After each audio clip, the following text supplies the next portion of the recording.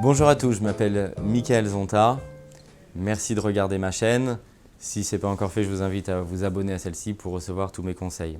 Aujourd'hui, je vais vous expliquer comment réussir votre investissement locatif de A à Z.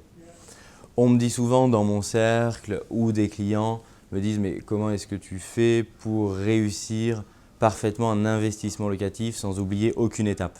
La règle, elle est effectivement de procéder étape par étape.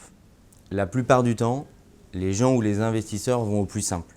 Ils achètent un bien qui est déjà décoré, déjà meublé, sur lequel effectivement il n'y a a priori pas de risque. Ils le louent directement. En quelques semaines, l'opération est terminée. Et après, effectivement, souvent financièrement, ils se plaignent en disant « il faut que je complète financièrement tous les mois parce que ce que me donne mon locataire ne me permet pas de rembourser pleinement mon loyer ». Et c'est normal. Parce qu'à ce stade-là, ils ont opté pour la facilité. Pour réussir un investissement locatif de A à Z rentable, il faut effectivement être un tout petit peu plus malin.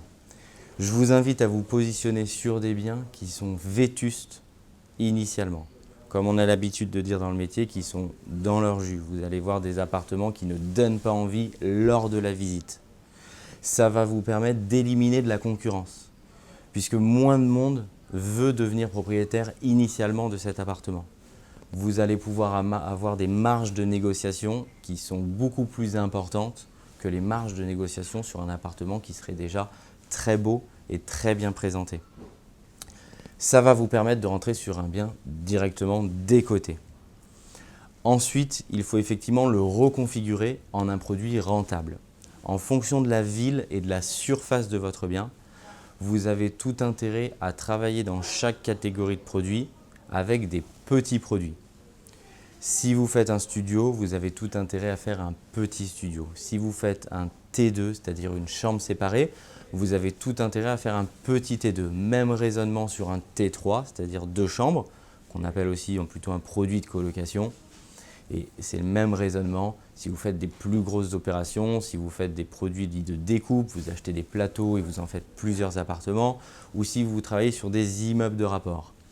Pourquoi? Tout simplement parce que ça va vous permettre d'optimiser vos mètres carrés. Le locataire demain sur le marché est prêt à mettre un prix à peu près standard s'il veut un appartement T2.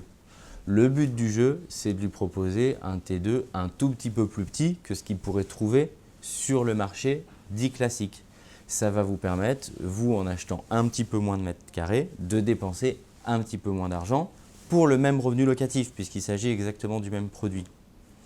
Et en faisant ce raisonnement, vous allez réussir à dégager des cash flows positifs qui vont vous permettre de continuer à vous endetter pour racheter de l'immobilier. Ne pas oublier ensuite à le positionner sur un produit coup de cœur, c'est-à-dire à parfaitement le meubler et à parfaitement le décorer. Je dis souvent, faites à ce moment-là, même si c'est un investissement locatif, comme si vous vouliez y vivre. Et vous trouverez les réponses.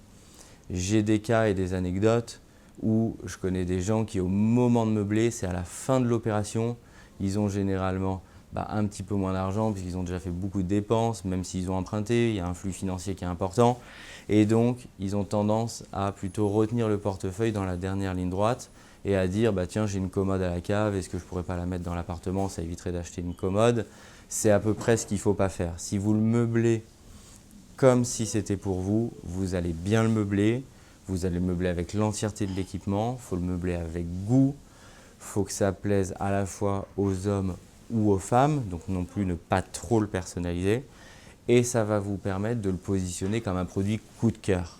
Vous allez encore une fois ici faire la différence dans le bon sens, puisque vous allez drainer entre guillemets que des bons locataires qui ont envie d'avoir un bel appartement et qui sont prêts à payer un tout petit peu plus parce qu'il y a du service et de la valeur en plus.